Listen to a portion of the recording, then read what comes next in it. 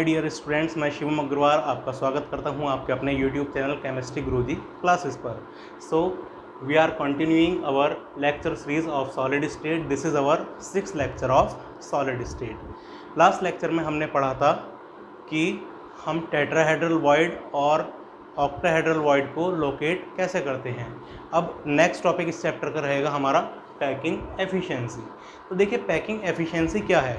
Packing efficiency है कि किसी भी चीज़ को हम कितनी एफिशिएंटली पैक कर सकते हैं। कितनी एफिशिएंटली मतलब कितनी अच्छी तरीके से उसको पैक कर सकते हैं। मान लीजिए कोई हमारी अटैची है, कोई बैग है, अगर उसमें हमें सामान लगाना है तो उस सामान को कितनी अच्छी तरीके से हम लगा सकते हैं जिससे उसमें कम से कम वॉइड बचे। वॉइड मतलब स्पेस, कम से कम उसमें स्पेस बचे, कम से कम वॉइड बचे और ज़्यादा से ज़्यादा उसमें सामान आ जाए। तो ये तो हमारा डेली लाइफ से जुड़ा हुआ एग्जाम्पल था। लेकिन अगर हम बात करें अपने कॉन्सेप्ट की, यहाँ हम पढ़ रहे हैं packing efficiency in solid crystals. तो देखिए, सॉलिड में हमारे क्या होते हैं, कॉन्स्टिट्यूएंट पार्टिकल्स। तो उन कॉन्स्टिट्यूएंट पार्टिकल्स को किस तरीके से एफिशिएंटली हम पैक कर सकते हैं, वो उसकी कहलाएगी पैकिंग एफिशिएंसी। मीन्स अगर हम पैकिंग एफिशिएंसी के फॉर्मूले की बात करें तो इसका फॉर्मूला हो जाएगा volume occupied by sphere in unit cell upon total volume of unit cell. Means अगर कोई यूनिट सेल है, किसी यूनिट सेल में एटम कितनी एफिशिएंटली पैक हैं उस यूनिट सेल में। अगर मान लीजिए यूनिट सेल का जो हमारा पैक करने का परसेंटेज है वो 100% है, लेकिन उसमें एटम कितने परसेंट आ पा रहे हैं, 52%। तो उसकी पैकिंग एफिशिएंसी कितनी होगी, 52%। बाकी 100 - 52 = 48।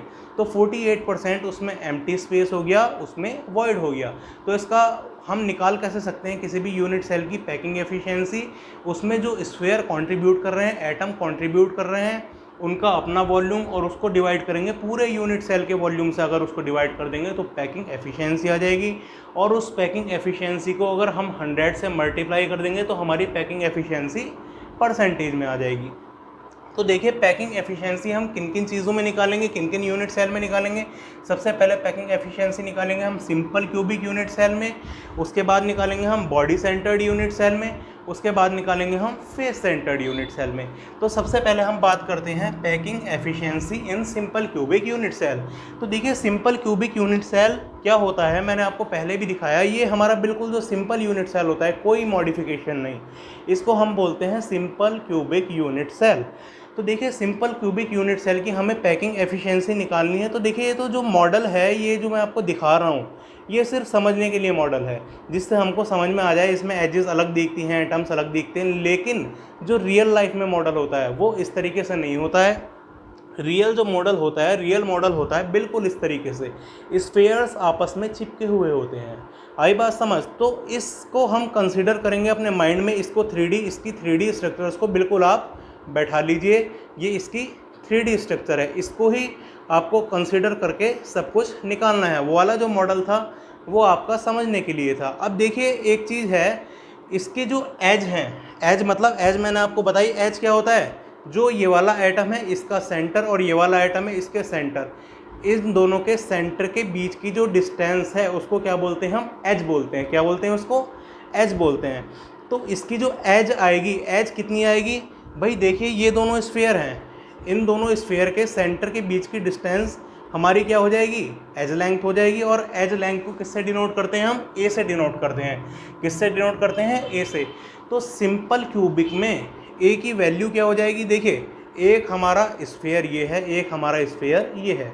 तो स्फीयर का आपको रेडियस पता है, डायमीटर पता है। क्या होता है, डायमीटर होता है कि पूरा उसका बिल्कुल सेंटर का डिस्टेंस, वो होता है हमारा डायमीटर। लेकिन अगर डायमीटर को हाफ कर दो तो उसका रेडियस मतलब सेंटर से लेके उसकी स्फीयर के लास्ट पॉइंट तक की डिस्टेंस वो होती है हमारी रेडियस। तो इसके सेंटर से लास्ट पॉइंट तक की डिस्टेंस 1 r हो जाएगी।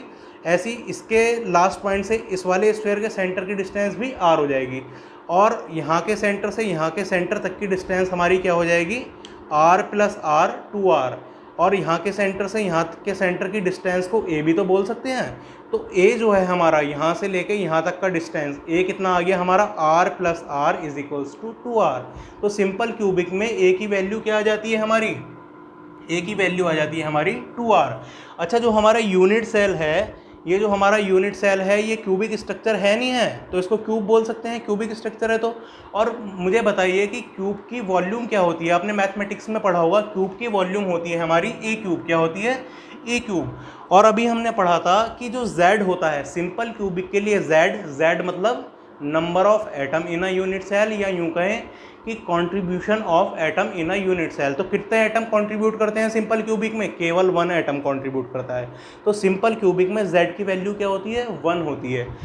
तो number of atom in a unit cell या फिर z, इसकी वैल्यू क्या आ गई सिंपल क्यूबिक में? 1 आ गई।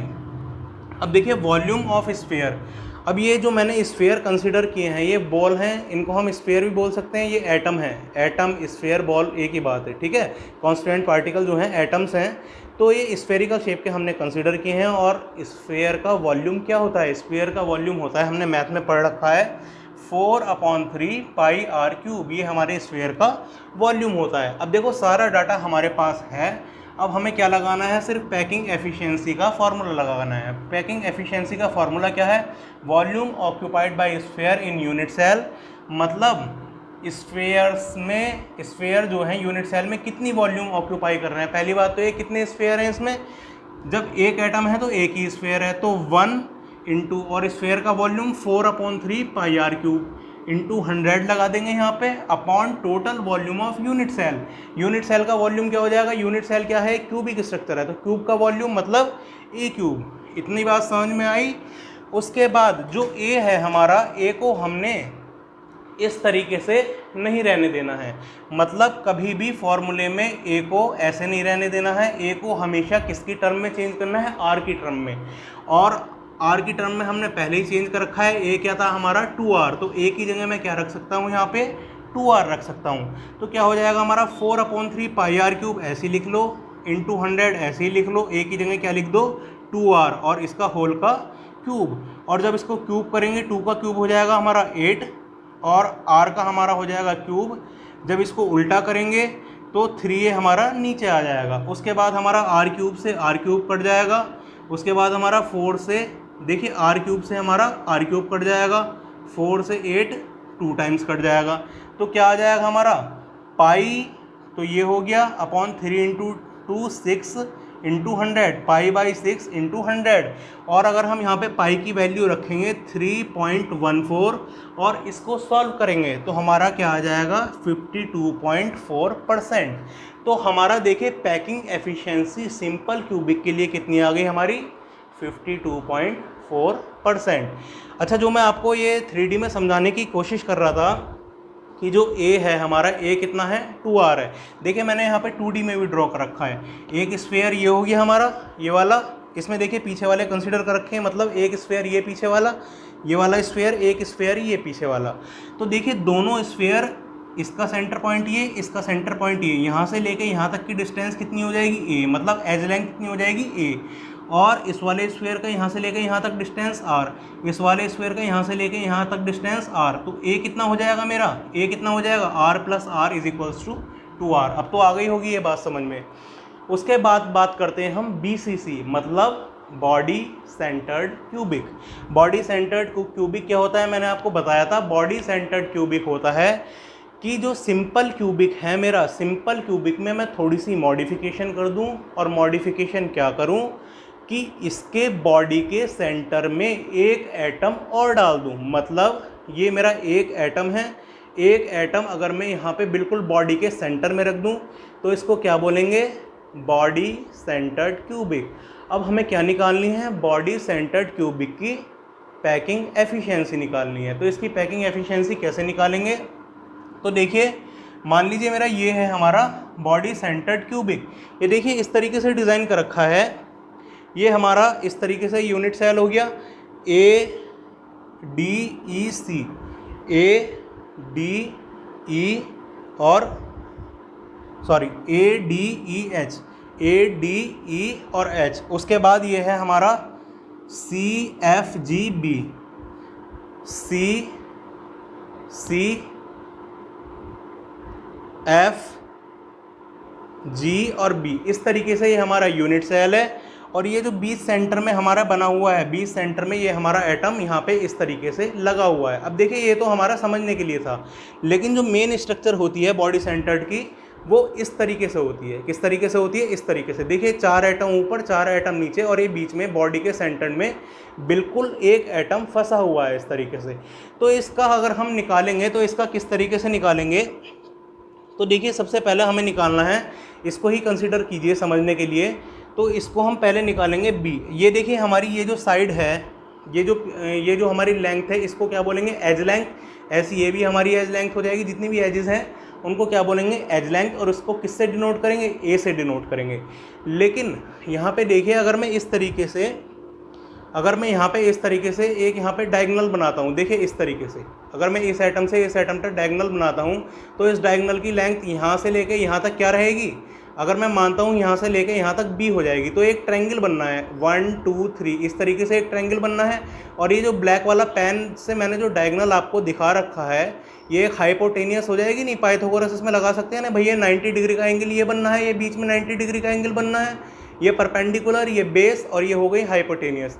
तो इसमें पाइथागोरस लगा सकते हैं। हाइपोटेनियस का square is equals to base का स्क्वायर प्लस परपेंडिकुलर का स्क्वायर। बेस क्या है? एज लेंथ हमारी। परपेंडिकुलर क्या है? As length. और बेस क्या है हमारी? ये भी एज लेंथ है, मतलब ये ए है, ये ए है, और ये हाइपोटेनियस क्या है? बी है। तो B square is equals to A square plus B square आ जाएगा। ये तो हो गया, मैंने आपको 3D में समझाया। 2D में समझने की कोशिश कीजिए। ये है हमारा, यहाँ से लेके यहाँ तक मैंने डायगोनल खींचा, ये हो गया हमारा बी। यहाँ से लेके यहाँ तक की जो ये डिस्टेंस हो गई, ये हो गई हमारी बी। और ये हमारी एज लेंथ है ए, ये हमारी एज लेंथ है ए। तो अगर मुझे बी निकालनी है तो ये एक ट्रायंगल फॉर्म हो रहा है नहीं हो रहा? E F D. In triangle E F D Pythagoras theorem लगाएंगे इसमें, तो क्या हो जाएगा हमारा? हाइपोटेनियस बी का स्क्वायर इज इक्वल्स टू ए का स्क्वायर प्लस ए का स्क्वायर। तो क्या आ जाएगा हमारा? 2a स्क्वायर हो जाएगा। और b को स्क्वायर है उधर पहुँचाएंगे तो अंडर रूट कर पहुँच जाएगा उधर। और इसका अगर मैं अंडर रूट करूँगा तो यहाँ पे क्या आ जाएगा? 2 का तो रूट हो जाएगा, और स्क्वायर का क्या बचेगा? a बच जाएगा। तो b की वैल्यू मेरी क्या आ जाएगी? √2a।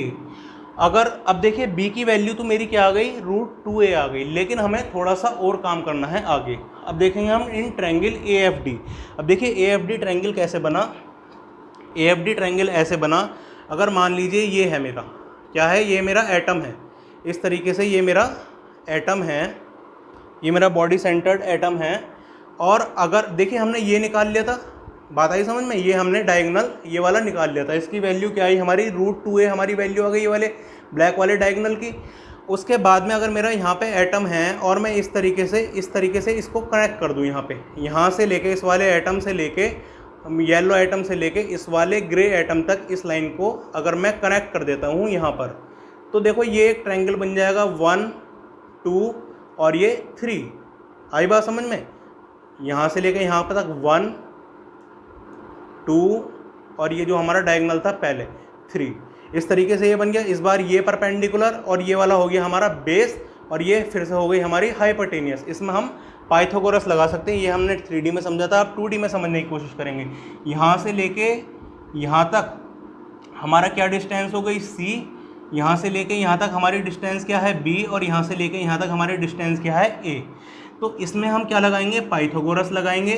पाइथागोरस लगा के क्या होगा? यहाँ से यहाँ तक क्या है हमारी? A है, a square plus b square is equals to c square हो जाएगा इन ट्रायंगल AFD। इस ट्रायंगल में अगर हम पाइथागोरस लगाएंगे तो c है हमारा, c square is equals to a square plus b square हो जाएगा। b हमने एक ही टर्म में पहले निकाल रखा है, √2a, तो b को रख देंगे हम a square plus b square. b की जगह क्या रखेंगे? √2a। तो √2 का क्या हो जाएगा? 2, और a का क्या हो जाएगा? a square. या फिर यहाँ से डायरेक्ट हम यहाँ से b स्क्वायर को डायरेक्ट हम 2a स्क्वायर यहाँ पे रख सकते हैं। तो क्या हो जाएगा हमारा? a square plus 2a square. क्या आ जाएगा हमारा? ये 3a स्क्वायर। और c का स्क्वायर अगर हम इधर पहुँचाएंगे, रूट में पहुँचेगा, ये √3 कर देगा इसको, a स्क्वायर को क्या कर देगा? a कर देगा। उसके बाद हमारी c की वैल्यू कितनी आई? अब हमारी √3a। उसके बाद अब देखिए c जो है हमारा, c क्या है हमारा? c ये है हमारा, यहाँ से लेके यहाँ तक की डिस्टेंस ही तो थी भाई हमारी c। ये मान लीजिए हमारा बॉडी सेंटर्ड है, ये हमारा बॉडी सेंटर्ड यहाँ पे है, इस तरीके से ये बॉडी सेंटर्ड में है। तो यहाँ से लेके यहाँ तक की डिस्टेंस c तो है, लेकिन बीच में एक गैप नहीं होता है, बीच में गैप नहीं होता है। कि कोशिश करें, रियल मॉडल ये है हमारा, तो रियल मॉडल से अगर देखने की कोशिश करें, ये वाली जो बॉल है और ये वाली जो बॉल है, तो यही तो मैं बता रहा था आपको, ये वाली बॉल और ये वाली बॉल के सेंटर के बीच की जो डिस्टेंस है वो हमने क्या निकाली, c निकाली। अब देखिए ये वाली बॉल, एक बीच में ये वाली फंसी हुई बॉल है, एक ये वाली फंसी हुई बॉल, तो इसका यहाँ इसके सेंटर से बीच वाली बॉल के एस तक का डिस्टेंस क्या हो जाएगा, r, और बीच वाले का पूरा डायमीटर लगेगा और इसकी एक रेडियस लगेगी, मतलब इसका r, बीच वाली का 2r और इस वाली का r, तो क्या हो जाएगा ये हमारा 4r। तो c की वैल्यू क्या हो जाएगी हमारी 4r, क्या हो जाएगी यहाँ पे c की वैल्यू 4r। उसके बाद हमने c की वैल्यू निकाली कितनी थी, a की टर्म्स में √3 ये निकाली थी पाइथागोरस से, तो c की वैल्यू √3 भी है और c की वैल्यू 4r भी है। तो क्या मैं ये कह सकता हूँ कि 4r को √3a के इक्वल रखा जा सकता है, जब दोनों ही c की वैल्यू दोनों को इक्वल रख देंगे। तो यहाँ से a की वैल्यू आ गई √3 नीचे आ जाएगा, तो a की वैल्यू क्या आ जाएगी 4/√3r। अगर मैं Z फॉर BCC की बात करूं, मतलब BCC में एटम का कंट्रीब्यूशन कितना होता है, BCC में एटम का कंट्रीब्यूशन होता है 2। तो ये सारा डाटा हमने इकट्ठा कर लिया। उसके बाद हम लगाएंगे पैकिंग एफिशिएंसी का फॉर्मूला। देखिए पैकिंग एफिशिएंसी क्या है, volume occupied by sphere in a unit cell. कितने स्फीयर होते हैं BCC में, BCC में होते हैं हमारे 2 स्फीयर, और स्फीयर की वॉल्यूम क्या होती है 4/3 πr3। तो क्या हो जाएगा फॉर्मूला 2 × 4/3 πr3 × 100 कर देंगे upon total volume of unit cell. Total volume unit cell की क्या रहेगी a3, और a की जगह हम क्या रख देंगे जो हमने ये निकाला है नेक्स्ट स्टेप में। तो देखिए ये क्या हो गया 4 × 2 8/3 πr3 हो गया इंटू 100, और a की जगह रखेंगे 4/3r और इसका होल का क्यूब। उसके बाद जब इसे सॉल्व करेंगे तो 4 का क्यूब क्या हो जाएगा 64, √3 का क्यूब क्या हो जाएगा 3√3, और r का क्यूब क्या हो जाएगा r3। उसको जब r3 से r3 हमारा कैंसिल आउट हो जाएगा। उसके बाद जब फर्दर सॉल्व करेंगे इसको, पाई की वैल्यू रखेंगे 3.14, तो इसकी पैकिंग एफिशिएंसी की वैल्यू आ जाएगी हमारी 68%। तो ये हुई हमारी BCC की बात। सिंपल क्यूबिक में हमारी वैल्यू कितनी आई थी 52.4%, इसमें कितनी आई 64%। इसका क्या मतलब निकल रहा है कि जो हमारी पैकिंग एफिशिएंसी है हमारी सिंपल क्यूबिक की 52.4%, इसकी हमारी पैकिंग एफिशिएंसी है, मतलब 100 में से इसको माइनस करेंगे तो 47.6% वॉइड बच रहा है, एम्प्टी स्पेस। और इसमें कितना एम्प्टी स्पेस बच रहा है 100 में से माइनस करेंगे कितना हो जाएगा 32% इसमें वॉइड बच रहा है, एम्प्टी स्पेस बच रहा है। उसके बाद बात करेंगे अब FCC की। किसकी बात करेंगे हम, FCC की। तो अब बात करते हैं हम पैकिंग एफिशिएंसी इन FCC, HCP, CCP, तीनों की एक ही पैकिंग एफिशिएंसी हमारी होती है। तो देखिए ये मैंने यहाँ पर ड्रॉ किया है यूनिट सेल, और ये एक FCC का मैंने आपको दिखाया। देखिए कॉर्नर पे तो ये स्फीयर प्रेजेंट होते ही होते हैं, और ये वाला जो स्फीयर प्रेजेंट है ये किस पे प्रेजेंट होता है, फेस पे प्रेजेंट होता है। किस तरीके से, इस तरीके से। जी ये मान लीजिए हमारा फेस है, तो कॉर्नर पे ये दोनों स्फीयर तो प्रेजेंट है ही, एक ये वाला स्फीयर प्रेजेंट है, एक हमारा स्फीयर यहाँ पर फेस पे और प्रेजेंट हो जाता है। लेकिन ये बिल्कुल इसमें तो देखिए वही वाली बात है कि ये जो है रियल नहीं है, लेकिन जो रियल होता है बिल्कुल चिपके चिपके होते हैं उसमें, और इस तरीके से ये इस तरीके से चिपका होता है, ये इस तरीके से चिपका होता है। तो ये वाला और ये वाला डिस्टेंस हमारा क्या हो जाएगा, एक आर इसका लगेगा, एक आर हमारा इसका लगेगा, और 2 आर हमारे इस वाले स्फीयर के लगेंगे। तो यहाँ से लेके यहाँ तक का डिस्टेंस क्या हो जाएगा हमारा 4r हो जाएगा। इतना डिस्टेंस कितना है ये हमारा a है, ये भी हमारी एज लेंथ है, ये भी हमारी a है। तो इसमें अब 2D में समझने की कोशिश करेंगे हम। देखिए ये है हमारा a और a से लेके c तक का डिस्टेंस हमारा कितना हो जाएगा, यहाँ से लेके यहाँ तक का r हो जाएगा, यहाँ से लेके यहाँ तक का r हो जाएगा, यहाँ से लेके यहाँ तक का r हो जाएगा, यहाँ से लेके यहाँ तक का हमारा r हो जाएगा। तो AC हमारा क्या हो जाएगा 4r हो जाएगा। अब देखिए इसमें पाइथागोरस लगा के देखेंगे, यहाँ पे इसमें ट्रायंगल लेंगे ABC, इसमें ट्रायंगल ले लेंगे हम ABC। ट्रायंगल जब ABC लेंगे हम, तो देखिए ये तो हो गई AC, तो हो गई हमारी हाइपोटेनियस, और AB हमारा बेस और BC हमारी परपेंडिकुलर हो गई। तो AB हमारा क्या हो जाएगा A, और BC भी हमारा क्या हो जाएगा A, और AC को लेट हमने नाम दे दिया, ये है हमारी डिस्टेंस B। तो B स्क्वायर किसके इक्वल हो जाएगा A square plus A square के, तो B स्क्वायर किसके इक्वल आ जाएगा 2A स्क्वायर के। और अगर हम इसका स्क्वायर उधर ले जाए रूट में पहुँचेगा तो b क्या आ जाएगा, 2 का रूट हो जाएगा हमारा, और a स्क्वायर का क्या बन जाएगा हमारा 2, तो b किसके इक्वल आ जाएगा हमारा √2 a के इक्वल आ जाएगा। और अगर हम b की आर में लेंथ देखें, एक आ रही है, एक आ रही है, एक आ रही है और एक आ रही है, तो टोटल कितने आर हो गए हमारे, रेडियस कितनी हो गई टोटल 4, तो b is equals to 4r भी है और b is equals to √2a भी है, तो दोनों को इक्वल रख सकते हैं यहाँ पर, 4r is equals to √2a हो जाएगा। और हम a की वैल्यू निकाल लेंगे r की टर्म्स में, √2 को नीचे ले जाएंगे तो a क्या आ जाएगा हमारा 4r/√2। अब देखिए 4 को हम क्या लिख सकते हैं, 2 इंटू 2 भी तो लिख सकते हैं 4 को, 2 इंटू 2 जब लिखेंगे तो हमारा 2 जो है √2 से √2 टाइम्स कट जाएगा, तो क्या आ जाएगा हमारा 2√2r, तो क्या आ जाएगा हमारी a की वैल्यू क्या आ जाएगी हमारी 2√2r।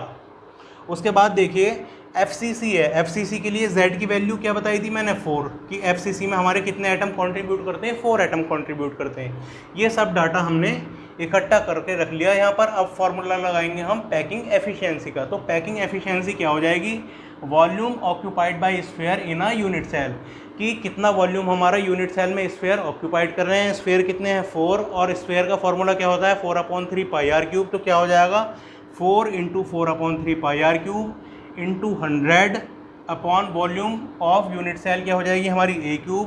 a की वैल्यू हमने निकाल दी है, हमें क्या है हमारी 2√2r, a की जगह क्या रख देंगे 2√2r रख देंगे यहाँ पर, 4 × 4 क्या हो जाएगा 16, तो क्या बनेगा ये 16/3 πr3 इंटू 100 अपॉन a की जगह रखेंगे 2√2r और इसका क्यूब हो जाएगा। जब इसको खोलेंगे 2√2 का हम क्यूब करेंगे तो क्या आ जाएगा 16√2 और r का क्यूब करेंगे तो क्या आ जाएगा r³ आ जाएगा। r³ से हमारा r³ कट जाएगा, पाई की वैल्यू रखेंगे यहाँ पर 3.14 और जब इसको सॉल्व करेंगे तो इसकी पैकिंग एफिशिएंसी आएगी हमारी 74%। क्या आ जाएगी पैकिंग एफिशिएंसी इसकी हमारी 74%। तो इससे हमें ये पता चला कि सिंपल क्यूबिक की जो पैकिंग एफिशिएंसी आई थी वो कितनी आई थी 52.4। फिर हमने BCC की चेक की तो BCC की पैकिंग एफिशिएंसी क्या आई 68% और FCC की पैकिंग एफिशिएंसी क्या आई हमारी 74%। तो इससे हमें ये पता चला कि हमारी FCC की पैकिंग एफिशिएंसी सबसे ज़्यादा होती है, मतलब बहुत ज़्यादा एफिशिएंट पैकिंग होती है FCC की, और सबसे ज़्यादा पैकिंग एफिशिएंसी इसकी होती है। तो ये तीनों वैल्यू आपको याद होनी चाहिए, ये मेथड से सॉल्व करना भी कभी कभार एग्ज़ाम में आ जाता है। तो ये आपको बिल्कुल ऐसा नहीं कि आप रटोगे, मैंने ये चीज़ें आपको बिल्कुल समझाई हैं, तो सिर्फ समझ के ही याद करना है। कॉन्सेप्ट आपको पता होना चाहिए कि किस तरीके से हम यहाँ पे चले हैं, मेथड आपको पता होना चाहिए, बाकी आप पेन चलेगा अपने आप सॉल्व कर लेंगे। एक बार पढ़ के देखना, बहुत सिंपल है और बहुत बढ़िया कॉन्सेप्ट है। आशा करता हूँ कि आपको ये कॉन्सेप्ट समझ में आया होगा। आज के लेक्चर के लिए सिर्फ इतना ही। Thank you so much. अगर आपको ये वीडियो पसंद आई है तो प्लीज़ लाइक कीजिए, शेयर कीजिए, चैनल को सब्सक्राइब कीजिए, दोस्तों के साथ इसके लिंक शेयर कीजिए। Thank you so much. Happy learning.